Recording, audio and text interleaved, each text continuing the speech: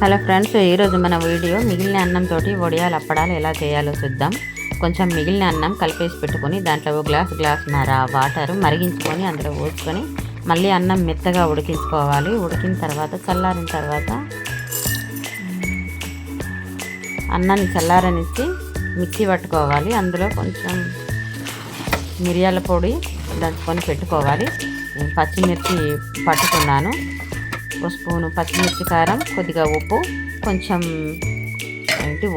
ఓమ వేసి కలిపేసి పెట్టుకున్నాను. మిక్సీ పట్టిన అన్నంలో అట్లా కొద్దిగా చేసుకున్నాను. దీంట్లో పచ్చిమిర్చి కారం, ఓమ, సరిపడా ఉప్పు వేసుకొని అది జంతికల గొట్టంలో పెట్టేసుకొని ఇలా కొన్ని వేసుకున్నాను నేను, జంతికలు వేసినట్టు.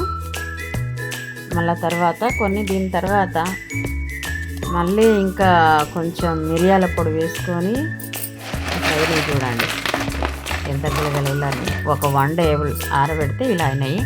ఇప్పుడు మళ్ళీ కొద్దిగా దీంట్లో కొంచెం మిరియాల పొడి, ఉప్పు, ఓమ కలిపేసుకొని ఇప్పుడు దీన్ని మనం అప్పడల్లాగా పెట్టేసుకుందాం. అప్పడల్లాగా ఒత్తేసుకోవాలి. కొద్దిగా నీళ్ళు చేతికి అద్దుకుంటూ దాన్ని కలిపి అన్నీ అప్పడల్లాగా ఆరబెట్టుకోవాలి. ఒక క్లాత్ వరకు ఒక 1 డే ఆరనివ్వాలి. 1 డే తర్వాత ఆరిపోతాయి.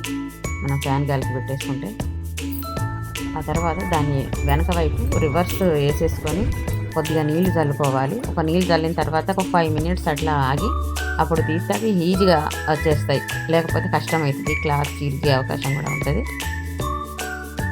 ఇప్పుడు అన్నీ తీసేసుకొని వేపుకోవడమే. పప్పు అంచులు పప్పుచారుకి చాలా బాగుంటాయి వడియాలు. మనం ఇంట్లోనే చేసుకున్న ఫీల్ ఉంటుంది. మనమే చేసుకొని తిన్నట్టు చాలా బాగుంటాయి. ఆ ఉప్పు, ఆ కారం ఏదో మనం సరిపడా చూసి వేసుకోవాలి అంతే. ఇంకా అలా ఓమ లేదా జీలకర్ర వేసుకోవచ్చు. ఈ 2 వేసుకొని సరిపడా ఉప్పు అంతే. చాలా బాగుంటాయి పప్పు అంచులు. మీరు కూడా చేసుకోండి, తినండి, లైక్ అండ్ షేర్ చేయండి, కామెంట్ ఇవ్వండి ప్లీజ్ ఎలా ఉందో. అందరూ ఇంట్లో చేసుకున్నవి బయట కొనుక్కొస్తున్నవి కాకుండా ఇంట్లో చేసుకున్న వాటితో టేస్ట్ ఎంజాయ్ చేయండి. మీరు చేసుకొని తిన్నాకనే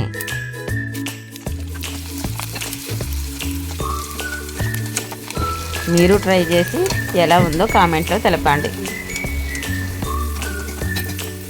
thank you for watching my video.